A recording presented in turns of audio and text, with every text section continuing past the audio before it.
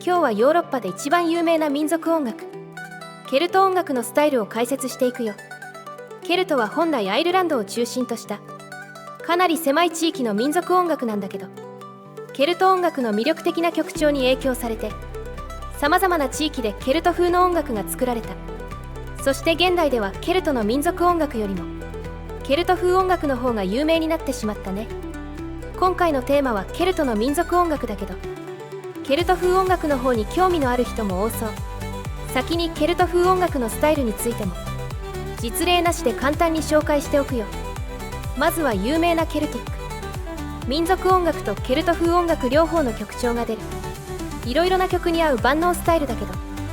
逆に曲調が安定しない問題点があるね。ケルティックフュージョンはケルト音楽と他の音楽を混ぜた音楽のことだよ。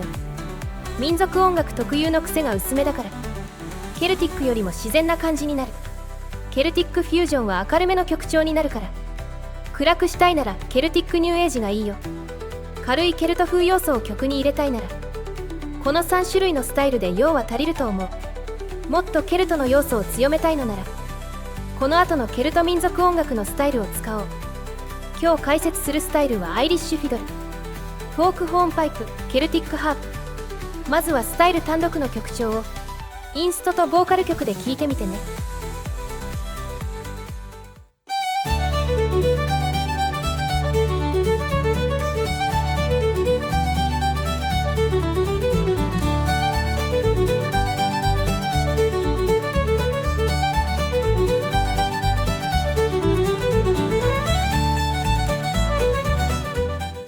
ケルト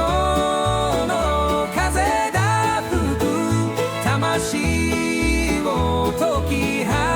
つ、時を超え巡り来る魔法の時へ。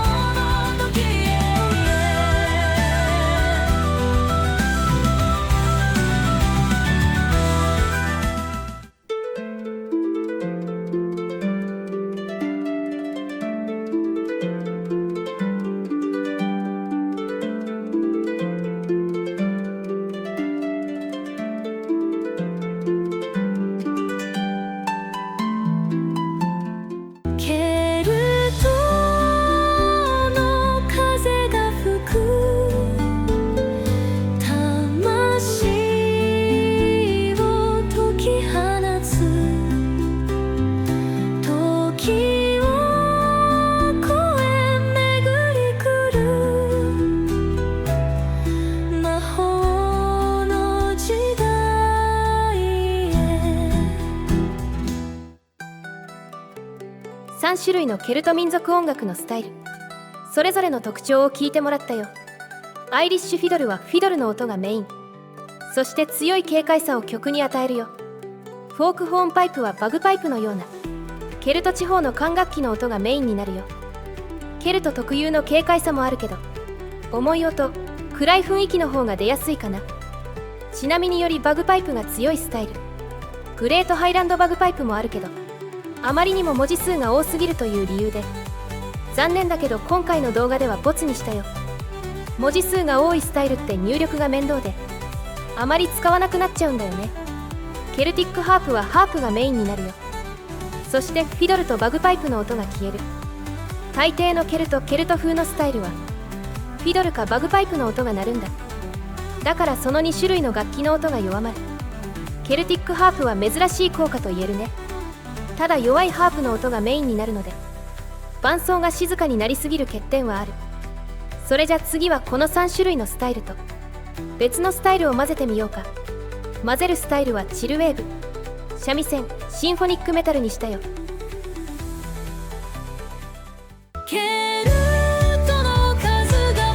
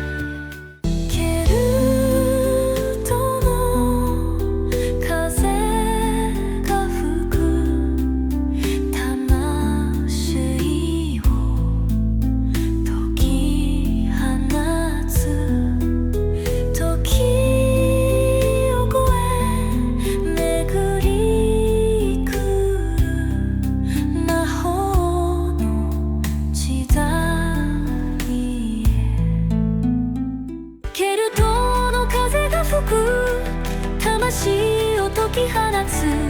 時を越え巡り来る魔法の時代へ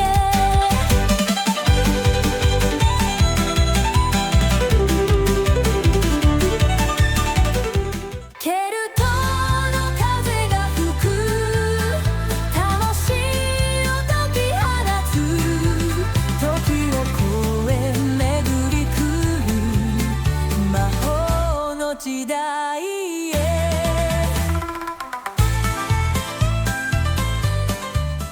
ケルトの風が吹く魂を解き放つ時を越え巡り来る魔法の時へケルトの風が吹く魂を解き放つ時を越え巡り来る魔法の時へケルトの風が吹く魂を解き放つ時を越え巡り来る魔法の時